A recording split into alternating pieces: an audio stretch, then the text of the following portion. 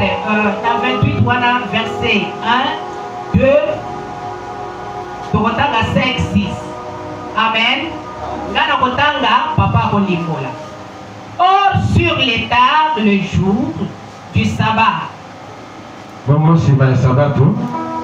Au crépuscule du premier jour de la semaine. Marie de Magdala et l'autre Marie vinrent voir le sépulcre. Maria Wamboka Magdala pe mosusu Marie mosusu bakeina didita. Et voici, il se fit un grand tremblement de terre. Kala mabele ningala ki makasi. Car un ange du Seigneur descendant du ciel vint et roula la pierre et s'assit sur elle.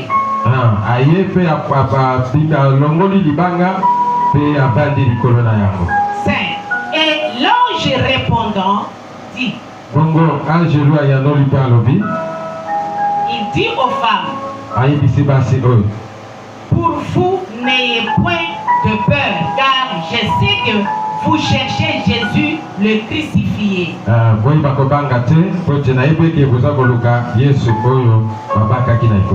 Il n'est pas ici, car il est ressuscité. Comme il avait dit, venez, voyez le lieu où le Seigneur gisait. Amen. Donc parce qu'il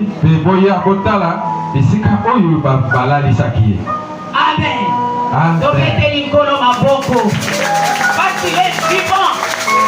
Gloire à Jésus, gloire à Jésus, gloire à l'agneau, gloire au ressuscité, gloire à Jésus, gloire, gloire, gloire, gloire à Jésus. Amen.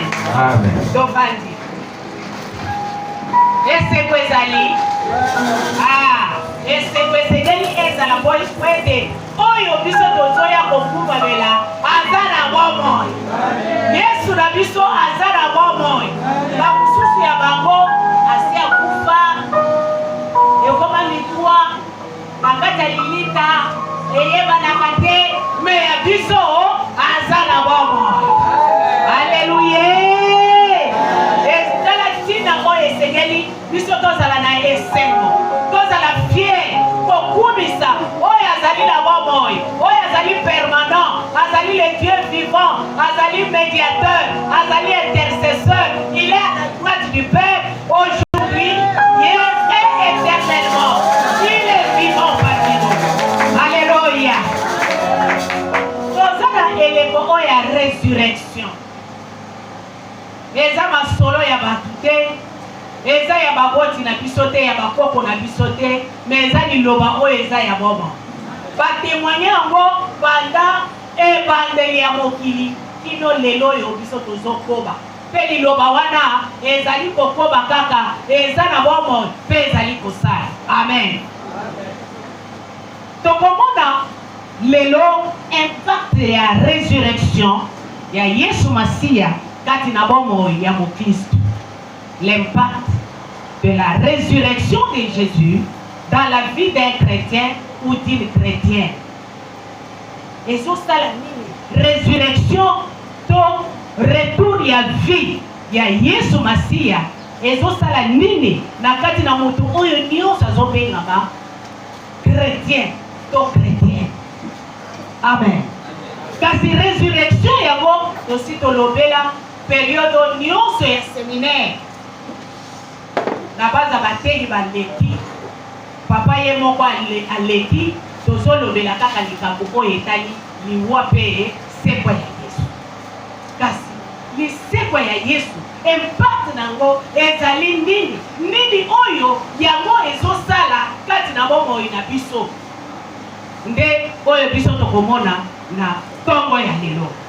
Résurrection to lisekwa ceux qui balobi eza ressuscité to eza na cadre ya résurrection bakoloba ete ezali eloko oyo kufaki ezongi na bomo.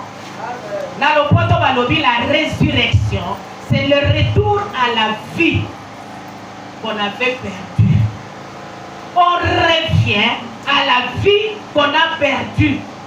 Lisekwa ezali kozongisa na bomoi oyo esilaki kokufa, oyo ezalaki lisusu na bomoi te, oyo tozalaki komona lisusu te, ezongi tokomi komona yango, ezali kovivre nde tokoloba ete solo ezali lisekwa. Eloko yango ebungaki me esekwi. Amen. Amen. Eza tokozwa ndakisa tango bamama oyo balonaka na bilanga po ete nguba eya kokota batiaka nguba wana na mabele. Pe nguba wana se suppose ke ekufi nango. Alléluia. Ekufi. Ekufi na mabele. Me tokoyeba ndenge nini ke nguba wana eza na bomoi.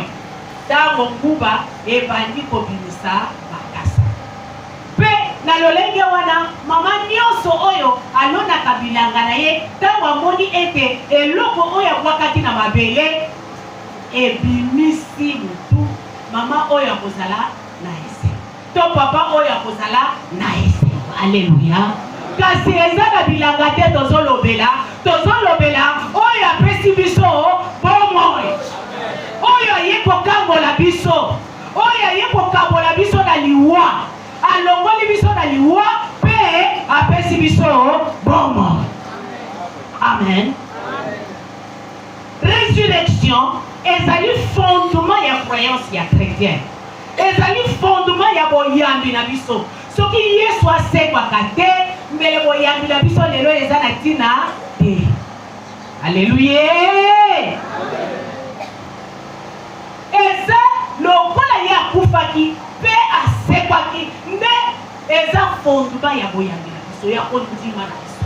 C'est ce qui est le socle même de notre foi, de notre croyance comme étant chrétien. Ezali pe oyo ezali kolakisa nguya ya Nzambe. Alléluia. Totaki tomoni ete tango bamama oyo bakei bakomi kuna bamoni ete mabele sali nini elinganaki. Il y a eu tremblement de terre, tremblement de sol. Ezolakisa puissance moko oyo eyaki po ete oyo ekufaki ezwa bomo.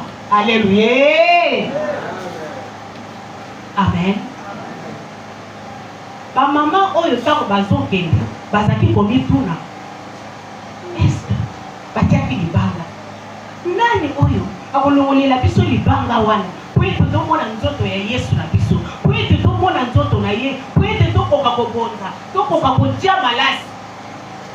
Nzoka nde puissance ya Nzambe esili ko se manifester libanga wana elongwe. Amen. Libanga elongwe. Donc la résurrection de Jésus, c'est une puissance affairée de notre Dieu. Libanga parfois evokozala pe na bomoi na biso bazipika bomoi na yo na se ya libanga. Koya Yesu pe batiaki libanga po balobi moto oyo alobaki akosepa. Esengeli totia libanga likolo ya lilita.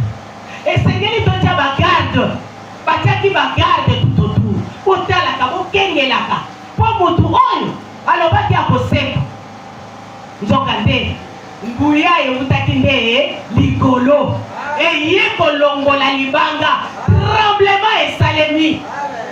Bikambo esalemi na butu wana, na bango bagarde batiaki wana bayebaki te. Yesu abimi na limita, c'est sauve aza na bomoi. Lelo tozali koloba.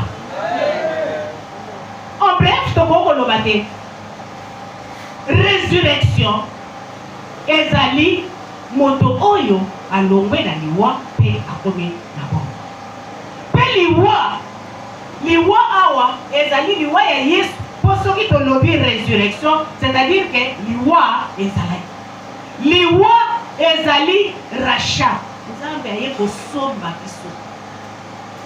Yesu aye kosomba biso. Yesu a créé pont. Dès que on a dit qu'il est notre médiateur. Pour tout le monde qui na séminaire, et dans le monde à Soumouti, refaisons ton livre bengi moko esalemi entre biso na Nzambe. Relation ezalaki lisusu te. Mais Yesu tangu ye andimi akiti aye kokufa liwa na ye nde ekomi ke biso tokoka koleka à travers ye po tokota lisusu en contact na Nzambe na biso. Betela nkolo wana maboko pe ya Jésus-Christ est notre pont. À travers sa mort, il nous a rachetés. C'est notre rédempteur. C'est pourquoi avant Tata, alors dit, Père, pardonne-les parce qu'ils ne savent pas ce qu'ils sont en train de faire. Alingi kokufa kasi asengi kolibis. Donc la mort de Jésus, c'est le pardon pour nous. La mort de Jésus, c'est pour nous racheter, pour nous ramener, pour nous rapprocher de notre Dieu. Il est vraiment bon. Jésus-Christ, il est bon et il est digne de louange. Donc, l'iwa, ezali pardon wana, ezali rachat wana, ezali rédemption. Oyo biso to bénéficier et pas ya Yesu Masiya. Kasi dans le lobby, tant que lobby l'iwa, lobby résurrection, c'est-à-dire que l'iwa ezalaki. L'iwa ezali a sommi biso, a pardonné biso, mais résurrection ezali pour justifier. A justifier biso. Donc, la sengeli biso pardon, ake koyebisa na papa, bango wana, oyo basumukaki, siko baza justifier po ngai na pesi nzoto nanga po. Alléluia. Nani oyo Yesu akufeli? Nani oyo Yesu mikabi pona ye? Nani oyo Yesu asopi makila na ye pona ye? Nani oyo Yesu basi aza rédempteur? Alléluia. C'est la justification. La résurrection de Jésus est une justification en face de Dieu. Et sa régénération. Oyo ya biso pe et koufaki à travers ma somo et comme il régénéré, c'est-à-dire qu'il nous a régénérés, nous sommes devenus une nouvelle créature. Amen. Amen. Donc, nous avons maintenant une nouvelle vie en Jésus-Christ parce qu'il nous a justifiés. Il nous a rachetés. Amen. Alors, mingi, dans cette fête, Noël, Yesu abotami, Mobiki se abotami, donc fête à Kabiso Nyons. Ndé bibi ezali koloba. Quand yo ozo se réjouir. Na Noël, esengeli pe o bénéficier oyo nyonso ye à travers lisekwa ya Yesu. Amen. Esengeli to bénéficier pour ye abotami, akufi pe asali nini asekwi. Tango to sepeli na mbotama na ye, to leli na masumu na biso arachete biso. Lelo aza ressuscité, aza kati na biso et c'est qu'elle to bénéficier par grâce wana. To bénéficier o nyonso ya azali kopesa. Et to bénéficier na ba bénédiction na ye. To bénéficier o zala ba oyo baza mise à part. Amen. Amen. Totali un pied.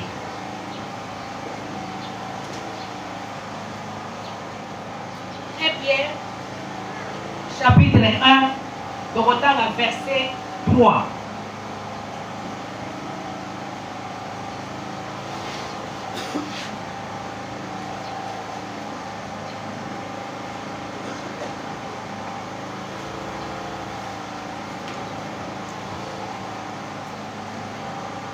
Amen. Totangi na komo na Yesu. Béni soit le Dieu et Père de notre Seigneur Jésus-Christ. Apambolama tata et akolo na biso Yesu Christ. Qui selon sa grande miséricorde, il nous a régénérés pour une expérience vivante par la résurrection de Jésus-Christ d'entre les morts. Nalisekwa na Yesu kati na baoi. Amen. Amen. Donc awa na épître oyo bazolakisa ndenge nini esengeli biso to rendre gloire tokumisa ye parce que à travers résurrection ya Jésus-Christ na katikati ya bawa nde akomisi biso bato ya sika, akomisi biso les gens qui sont régénérés, des nouvelles créatures, des gens qui doivent mener une nouvelle vie. Kasi na impact wana tokomona trois vérités. Il y a trois vérités dans l'impact de la résurrection de Jésus-Christ. Première vérité, o ezana kati ya résurrection to na liseko ya Yesu Masia. Tomoni ete la résurrection de Jésus-Christ est un fait qui constitue un socle de message de Jésus-Christ. Dans 5 éléments, et ça lui fondement de l'obaki, il y a un message où il y a Yesu Masia. Et puis message wana ezali comme monisama na biloko mitano. Biloko mitano wana ezali 1. La naissance. Nous savons que notre Jésus-Christ, il est né. Amen. Hein? Deuxième élément, c'est la vie. Et nous tous, nous savons que notre Seigneur a vécu. Azalaki na bomba. Pe azalaki lokola yona ngai moto. Troisième élément, c'est le sang. Yesu Masia a sopa makila. Avant kufa, makila na yende etabaki. Quatrième élément, ezali liwa. Pe eloko suka, ezali lisekwa, la résurrection. Eza na ba église mususu, ba prophète na bango, ba botamaki. Pe bazalaki na mokili oyo. Mais tala, ba sopaki makila te. Alléluia. Ba sopaki makila te. Mais pour la biso, Yesu abotami, azalaki na bomoi, mais ye kosopa makila. Kosopa makila, après avoir kosopa makila, salinini akufi. Il est mort comme les autres prophètes.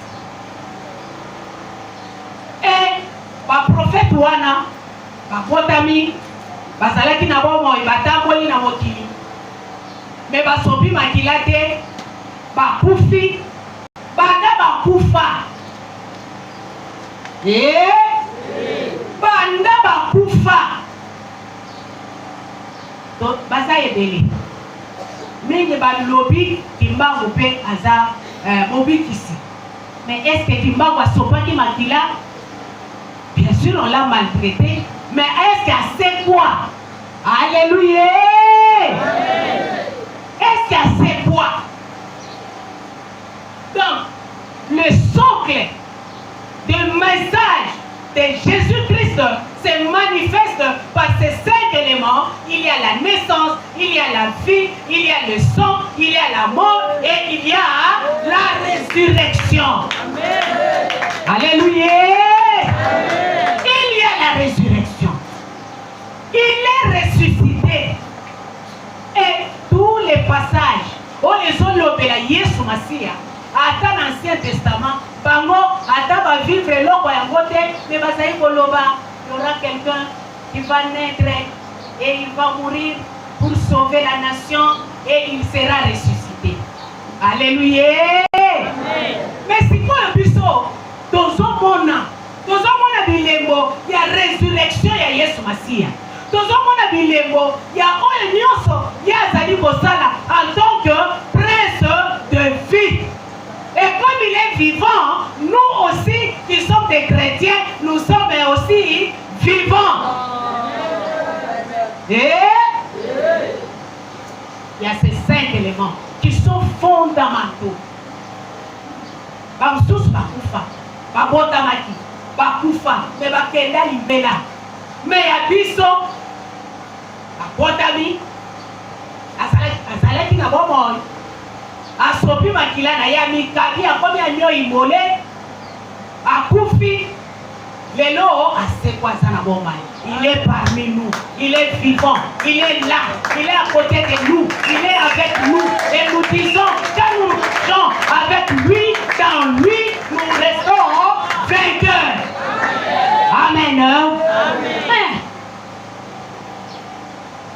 Vendredi, Berger nous sommes plus que vainqueurs avec Jésus-Christ. Comme il est plus que vainqueur et que nous sommes avec lui, dans lui, c'est que nous aussi, nous sommes plus que vainqueurs. Alléluia. Et dans la vérité, il y a 5 éléments et signaler que Yesu Masia, le rôle a été justifié, ezali le rôle a été ezali preuve, il y a souveraineté. Notre Dieu, il est souverain. Quand on dit qu'un État est souverain, c'est-à-dire que l'État est indépendant.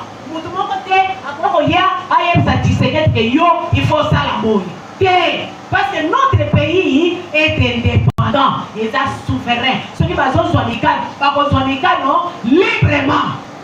C'est comme ça, notre Dieu, il est souverain. Azakana conseiller te oyo ya kani kosala pona yo pe pona nga akosala yango po ya sa indépendant, il est au-dessus de tout, il est le tout puissant, il est le grand souverain, il est le Dieu incomparable, le Dieu insondable, le Dieu vivant. Il n'y a personne qui peut l'empêcher de faire quelque chose. Si tu veux donner la guérison, il va donner. Si tu veux donner le diplôme, il va donner. Si tu veux donner le mariage, il va donner. Si tu veux donner les enfants, il va donner. Si tu veux donner la bénédiction, il va donner. Si tu veux ouvrir les yeux, il va les faire. Si tu veux bénir, il va les bénir parce qu'il est.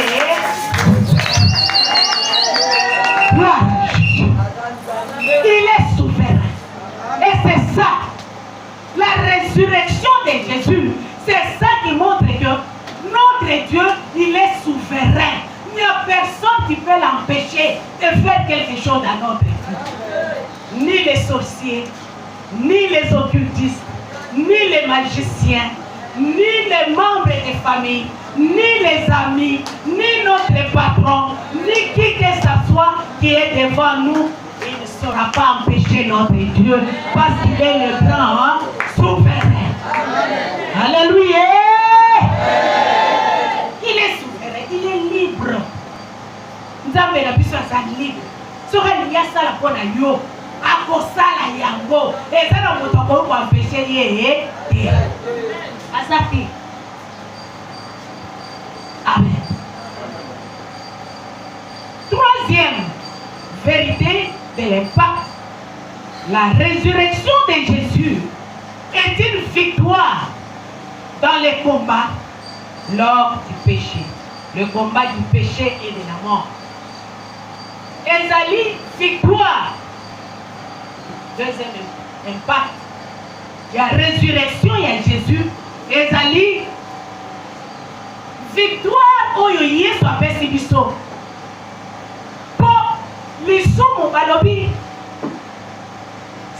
Le salaire du péché, c'est la mort.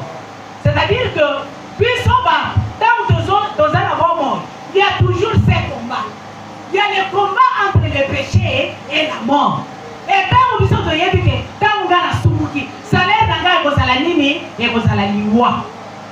mais la résurrection, il y a Jésus-Christ.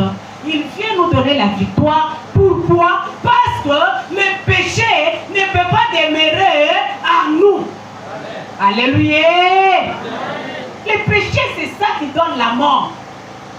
Ce qui est là, c'est parce qu'il y a eu le péché. Et comme Adam a péché, Jésus-Christ est venu donner la vie. C'est-à-dire que nous sommes capables de vaincre la mort. Nous sommes capables de vaincre le péché qui était attaché à nous.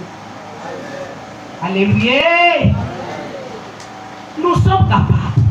Alors, résurrection ya Yesu Masia, ne yango wana ezali victoire na biso. Yesu alongaki biso. Nde tokomona ete ntango ye abotami à vivre, atikalaki kosala lisumu te. Il était parfait depuis la naissance jusqu'au moment où il est ressuscité. Il était parfait et il reste parfait. Alors, comme il n'a pas péché, nous qui sommes en lui, nous qui sommes attachés en Jésus-Christ, le péché est comme la biso net libaku. Oyo, biso est comme il kenge. Poto yebi ete, tamba na sumuki, salem nanga e bozala nini, e bozala lisu. Oh, Jésus-Christ est mort et il nous a pardonné, il nous a justifiés. Amen. Résurrection. Donc voilà, comment on est allé entre les sous, Père roi, Yesu alobi Père, pardonne-les, parce qu'ils ne savent pas ce qu'ils sont en train de faire.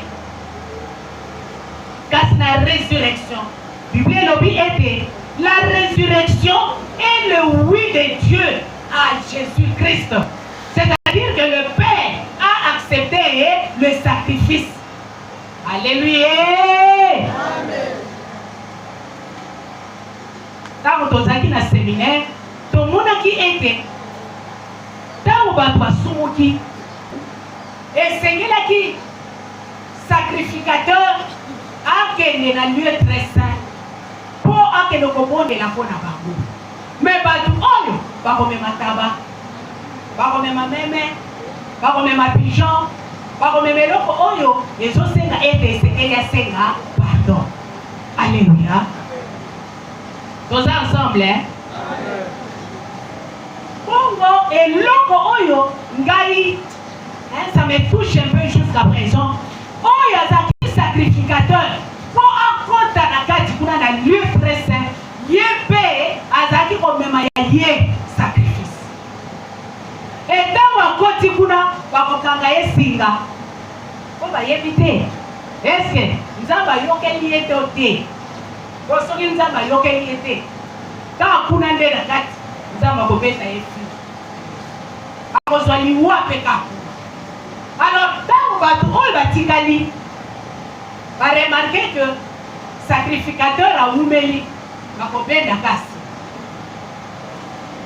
c'est-à-dire que Dieu n'a pas accepté son sacrifice. Asumukaki nzambe aboyi poete ya zonga.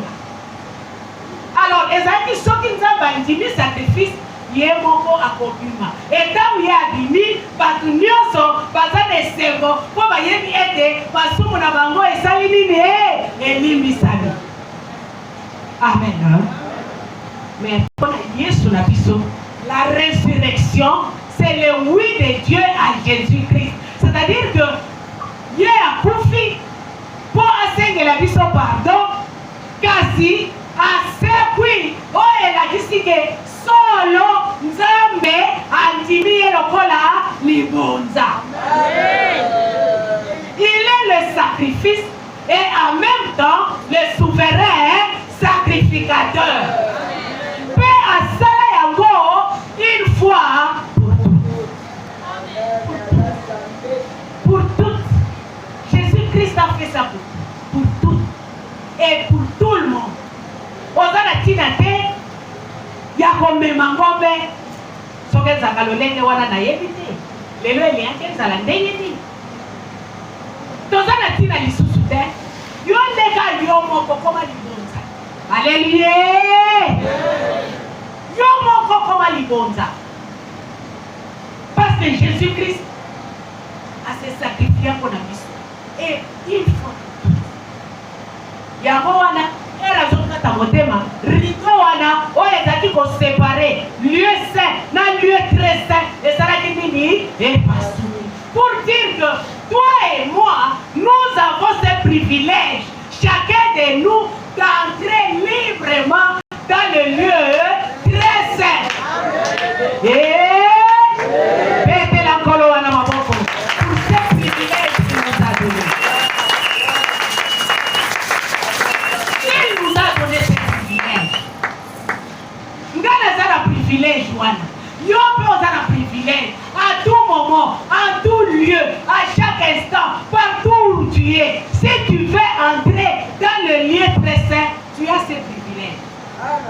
Alléluia.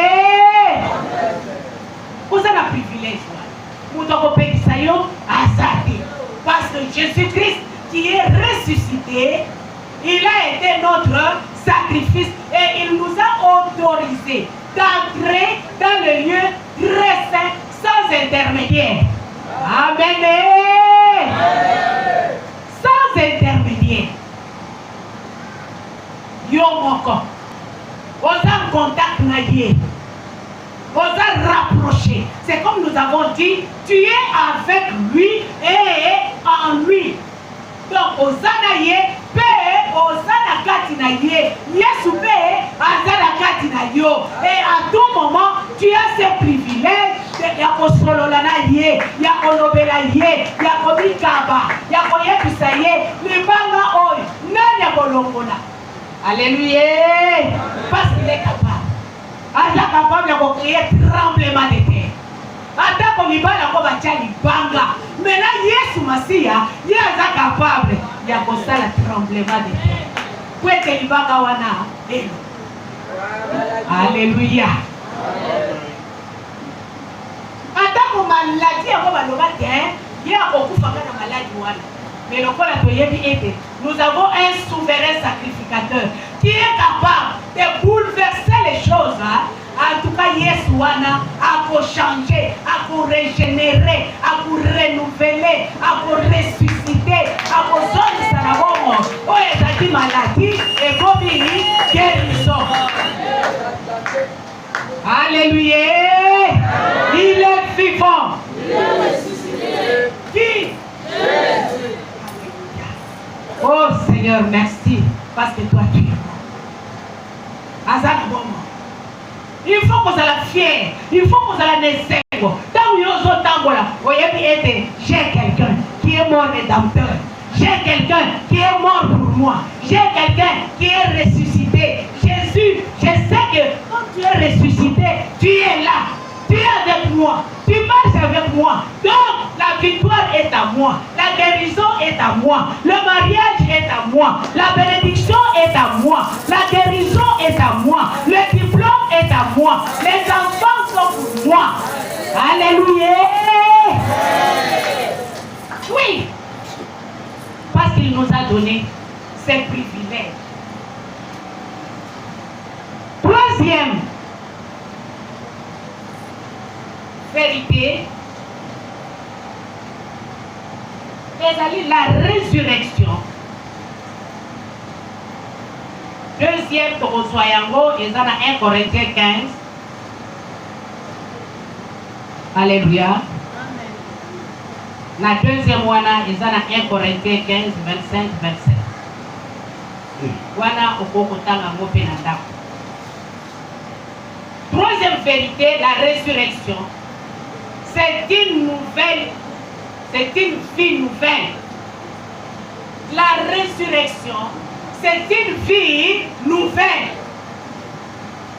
Et une vie nouvelle avec qui? Avec Jésus-Christ. Une vie nouvelle. Les amis sous-soudés. Oyo, ozalaki kalanano yabi Yesu te okokolela. Nga malade aweza kakananga. Nga bapasi yango ngara yaki kotika bato.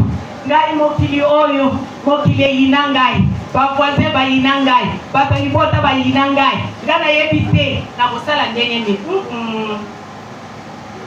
La résurrection de Jésus-Christ, c'est une nouvelle vie avec Jésus-Christ. Pourquoi il a vie ici? Oye dit que il y a ça qui tremblement de terre. Alors, si on a ça qui tremblement de terre, qu'est-ce qui va manquer en lui de faire trembler mes ennemis, de créer les désordres dans le camp de mes ennemis, de créer la confusion dans le camp de la maladie qui me dérange, parce qu'il est capable. Alléluia. Et c'est là, à partir de cette résurrection, il y a des choix que nous devons opérer dans notre vie. Tant qu'on a salé du à la gauche, mais tant qu'on a mis Yesu Masia dans le vide, il faut la changer. On dit, c'est un choix que nous devons opérer dans notre vie. Un choix qui nous dit que non, dans le temps, je n'avais pas Jésus-Christ. Mais maintenant, j'ai Jésus-Christ dans ma vie et je dois m'attacher, je dois m'accrocher avec lui parce qu'il est capable. Il est capable de faire quelque chose. Il est capable d'intervenir. Il est capable de former dans la majorité. Alléluia. C'est ce choix-là que nous devons opérer à travers la résurrection. Pour accueillir une belle année, Azana Bobo. Comme on a dit, Azana intercesseur. Amen.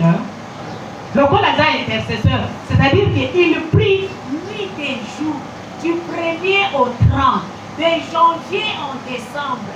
Il est là pour intercéder pour toi et moi. C'est-à-dire que l'homme est faible. Échec.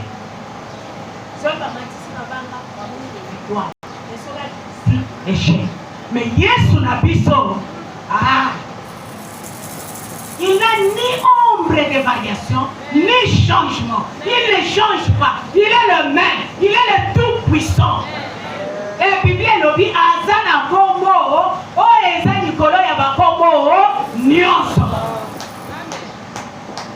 Kombo na Eza Nikolo Yabakombo. Est-ce que Kombo Nanga, Eza Nikolo Yabakombo? Amen. Est-ce que vous pouvez dire Kombo na Eza Nikolo Yabakombo? Jamais. C'est seulement le nom de Jésus-Christ qui est situé au-dessus de tous les autres noms.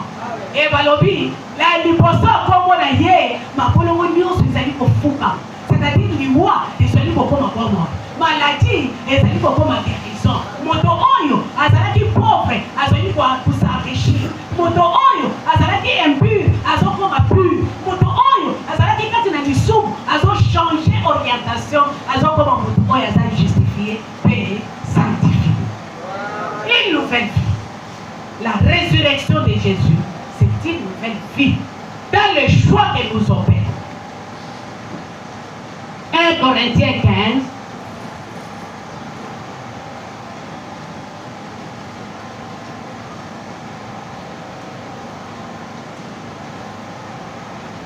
Corinthiens 15.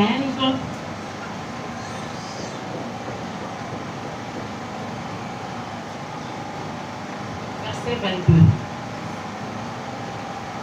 Donc, on à 22, peut-on sauter pour que l'on à 27. Car, comme dans la dame, tout meurt, de même aussi dans le Christ, tous seront rendus vivants. Donc, là, maintenant, ce bateau kufa, katina Adam, nous l'engue moko, maintenant, ce bateau pour moi, katina Christ. 25. Car il faut qu'il règne jusqu'à ce qu'il ait mis tous les ennemis sous ses pieds.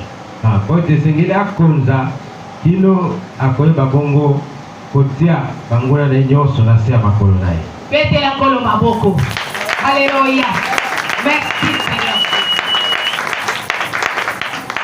Merci. Voilà. Bible lobi ete na nzela ya Adam. Comme Adam azaki moto, lokola yo na ngai asumukaki et à travers ye biso nyonso tokomaki bato masumu. Biso nyonso tozaki voué na liwa parce qu'on dit le salaire du péché c'est la mort.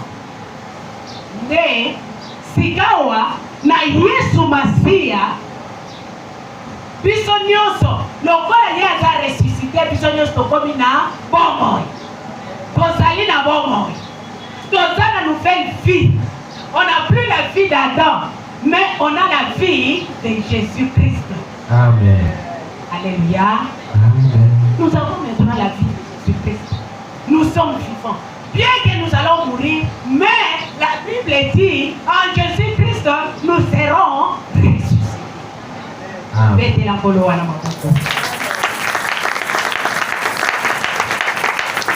Nous serons ressuscités en Jésus-Christ. Et dans 25, le Bible lobby était et Seigneur y a comme ça. Il faut qu'il règne. Il faut que Jésus-Christ règne. Jusqu'à ce qu'il va rendre tous les ennemis les marchepieds. Alléluia. Et si nous savons que nous sommes en Jésus-Christ, c'est-à-dire que nous devons aussi régner. Nous régnons avec Jésus-Christ et nos ennemis doivent devenir nos marchepieds. Et maladie est Seigneur comme un marchepied. Liwa est Seigneur comme un marchepied. Ah, nyonso o eza ya pauvreté et comme un marchepied. Célibat nanga, yo célibat yebisaka yango que Seigneur est comme un marchepied. Parce que moi je règne. Comme je suis avec Jésus-Christ, Jésus-Christ il règne jusqu'à ce que mes ennemis deviennent ces marchepieds. C'est-à-dire que toi, tout ce qui est blocage, tout ce qui est malédiction, tout ce qui est pauvreté, tout ce qui est célibat, tout ce qui est la mort, devient mes marchepieds. Ça devient les marchepieds. Et ça, les lots de mon côté, il faut qu'on retenir puissant, captif, parce que Jésus-Christ est mort. Et il est vivant. Et il intercède. Et il est le médiateur. Il est notre avocat. Et il règne à jamais. Pas pour qu'il faut élire au président de la République, va élire lié. À promettre. Et raison de son mandat d'ailleurs après sa promesse. Mais à un moment donné, pour moi, on a été. À cause de ça, il y a un mot. Alléluia. Il ne va pas réaliser. Mais notre Dieu, il est le même. Ce qu'il a fait hier, ce qu'il a dit hier, il est capable de le dire aujourd'hui et il est capable de le faire aujourd'hui et il est capable de le réaliser aussi demain et éternellement dans notre vie. Amen. Il est là. Peut-être yo mitunaka. Nani oya kolongola libanga? Nani oya kolongola nga charge? Nani oya kopesa nga libala? Na kozwa libala ngo ndenge nini? Na kozwa bana ndenge nini? Na kozwa diplôme ndenge nini? Po lipota na ngai kangama. Ces femmes-là, Marie de Magdala, bango pe balikuta. Nani oyo akolongola libala? Peut-être yope, eza mutuna, oyo yo mituna kaputu pe moi. Et parfois, libanga ngo yezangisa yo appétit. Ezangisa yo pongi. Okoma kolela sanke batu bayeba ke ozole. Alléluia. Mais sache qu'en ce matin, nous avons quelqu'un. Nous avons quelqu'un qui a un nom. Nous avons quelqu'un qui est puissant. Nous avons quelqu'un qui règne. Nous avons quelqu'un qui domine. Nous avons quelqu'un qui est capable d'assujettir. Nyonso oyo eza problème na biso. Bébé na yemabo.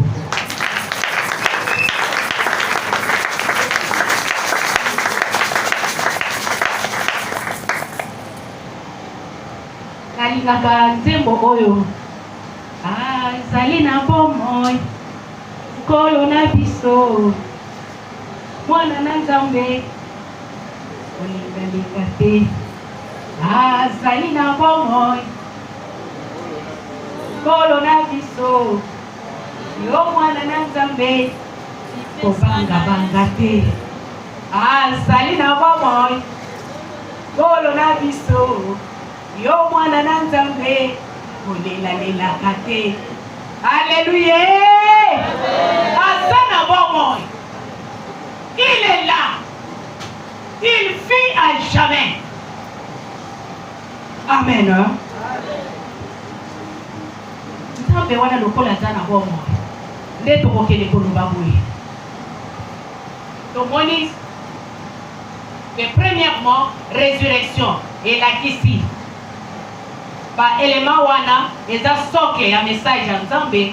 Deuxièmement, tomoni est déjà victoire. Oyo Yesu Masiya azui. Troisièmement, tomoni est déjà nouvelle vie en Jésus-Christ. Peut-être que nous sommes. À travers résurrection de Jésus, nous sommes appelés à croire. Parce que c'est ça le fondement de notre foi.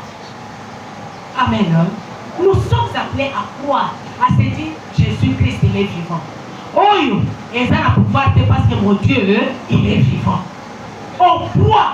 Et quand tu crois, tu verras la gloire de Dieu. Ce que nous devons faire dans notre vie, en tant que chrétiens, c'est de croire. Avoir cette croyance, cette foi ferme en Jésus-Christ. Si nous tenons bon en Jésus-Christ, tout est possible. Aujourd'hui, Marc chapitre 9.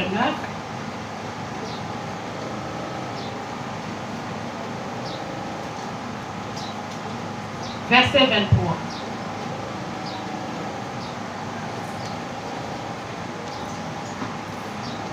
Bible lobby aidé. Et Jésus-Christ lui dit, le si tu peux.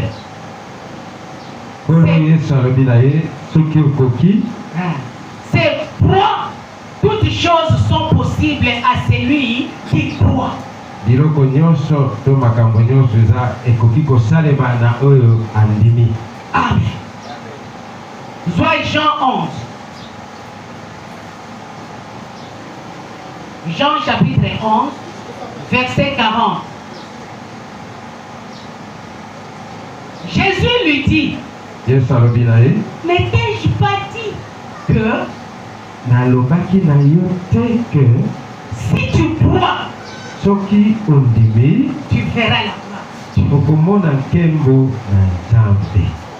N'étais-je pas dit nalobaki na yo te que si tu crois, soki ondimi tu verras la gloire de Dieu. okomona nkembo na ya. Amen. Amen. Si tu crois, tu verras la gloire de Dieu. Amen. Amen. Donc pour nous, c'est cette foi-là. Yabona, Yesu alobaki, soki eza muke atane muma ya wangila. Yo zanango. En tout cas, vous êtes capable de déplacer montagne. Alléluia. Amen. C'est ça. Si tu crois, tu verras la gloire de Dieu. Si et seulement si. Nous avons la résurrection. Il est là au milieu de nous. Il agit. Il est vivant. Il nous rend également vivants. Mais si et seulement si tu crois, si tu crois que ta pauvreté a une fin, a une limite, elle n'a pas de pouvoir devant notre Dieu, la pauvreté sera remplacée par la prospérité. Amen. Si tu crois que le célibat a des limites devant mon Dieu, le célibat sera remplacé par le mariage. Si tu crois que la maladie n'a pas de pouvoir devant mon Dieu parce qu'il est ressuscité, la maladie va changer de nom, ça va devenir guérison. Alléluia. Les banganines au bâti. Les amis banganines bâti pour demeurer dans la situation. Alléluia. Donc, si nous croyons réellement que Jésus-Christ, qui est notre souverain sacrificateur, il est né. Il a vécu sur cette terre. Il n'a pas connu de péché. Il a versé son sang. Il est mort et il est ressuscité. Nous avons cette foi-là. Tout est possible dans notre vie. Le diable n'a pas de pouvoir. Parce que si vous avez le moment où il y a des besoins de Jésus. Tindo qui va singa va pousser et ça et l'eau qui a mis devant Jésus. Pourquoi? Parce que ce qu'à longue qu'est-ce qui dépasse la mort sur cette terre? Alléluia. Atabaminga, pas médecin, pas savant, ils sont incapables. Ceux qui peuvent rendre âme pour avoir besoin du Sénat, ils sont incapables. Mais notre Dieu, il a vaincu la mort. Il y a eu tremblement de terre. La terre qu'il a créée m'appelait Wana et senti et non, nous n'avons jamais vu un corps pareil. N'est senti. Donc, ce qui est l'homme il voit, et ça est l'homme comme sous-souté, oh, Yesu na biso, aza incapable à convaincre. Pète la colo à la maman. Il est capable de vaincre tout. Il est capable de vaincre nos ennemis. Il est capable de vaincre les sorciers. Il est capable de vaincre les péchés en nous. Il est capable de vaincre notre pauvreté. Il est capable de vaincre les chaînes, quel que soit le nombre de chaînes qu'on vous a attachées pour que vous ne puissiez pas progresser. Notre Dieu, il est capable de briser les chaînes pour te rendre libre, pour que tu puisses progresser. Alléluia. Il est vivant. Nani oyo Yesu asepi pona ye. Soki asepi pona ye, totelemi biso nyonso betela ye maboko. Betela ye maboko milolo. Parce qu'il est vainqueur. Il a vaincu la mort. Il est capable de vaincre les problèmes. Il est capable.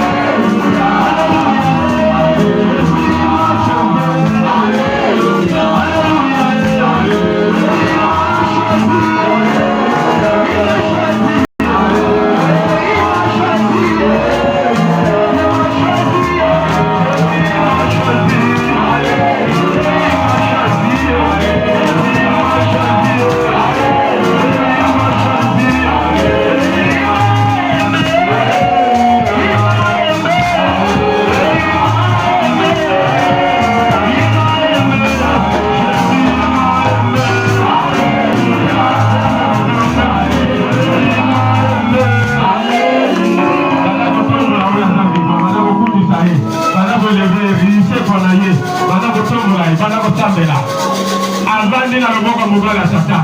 La Bible dit il a traversé les cieux akatisa likolo. Ndenge abimaki lokuta ndenge akatisi likolo abandi na loboko ya mobali ya Satan. Alléluia. Merci Jésus pour ta résurrection. Merci